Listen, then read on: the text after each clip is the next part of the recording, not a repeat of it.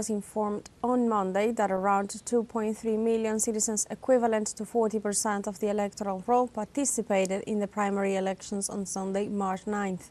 The president of the National Electoral Council, Cosette Lopez, gave a report on the electoral process in which she said that despite some difficulties with the delivery of electoral material in some regions of the country, the electoral process took place peacefully. She indicated that the voting process suffered some inconveniences. However, she offered preliminary results with a 50% of the votes counted, in which the Rixi Moncada, Salvador Nasrallah and Nasri Asfura positioned as the favorites to advance to the general elections on November 30.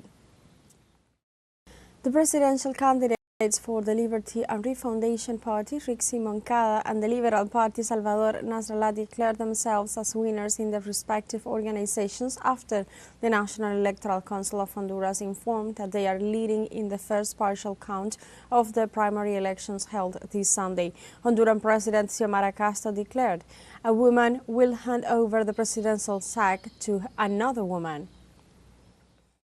Also in Argentina, football fans will support mobilizations of the retirees to claim for the repair in the retirement pension and against Milei's government adjustment policies.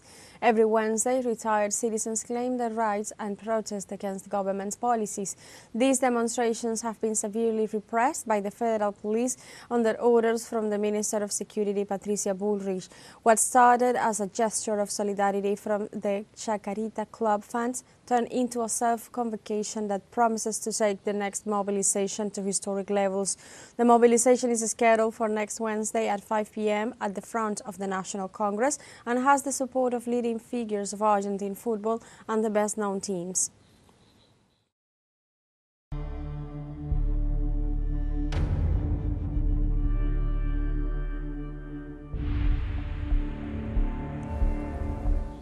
Welcome back to From the South. The Hamas-Palestinian resistance movement confirmed that several talks have been held with the U.S. on the ceasefire deal in Qatar. The senior Hamas leader told the U.S. delegation that they do not oppose the release of prisoners.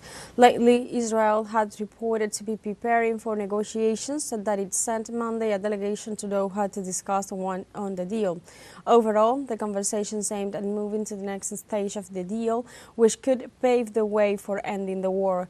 However, the first phase of the ceasefire deal ended past week. Since then, Israel has imposed a full siege on all humanitarian aid entering Palestine.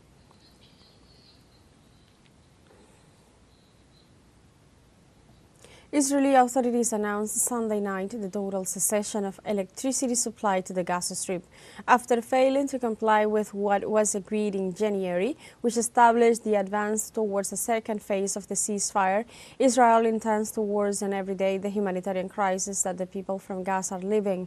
The interruption of the electricity supply seriously affects essential infrastructure in Gaza, including the few desalination plants that have survived the bombardment and are crucial for access to drinking water. The court responds to an order from Israel's Minister of Energy and Mines, Eli Cohen. In Palestine, the people of Gaza condemned Israel's decision to cut off the electricity supply in the territory. The event occurred on Sunday night after the Israeli State Minister of Energy, Eli Cohen, ordered the suspension of the electric power service in the Palestinian enclave. The announcement of the power cut coincides with the release of documents revealing that Zionist regime's intentions to intensify its illegal military operations in Gaza. Various humanitarian agencies have stated that the disruption of power supplies severely damages essential infrastructure in the territory and could have devastating consequences. The National Electoral Council of Honduras informed on Monday that around 2.3 million citizens, equivalent to 40% of the electoral roll, participated in the primary elections on Sunday, March 9th. The president of the National Electoral Council, Cosette Lopez, gave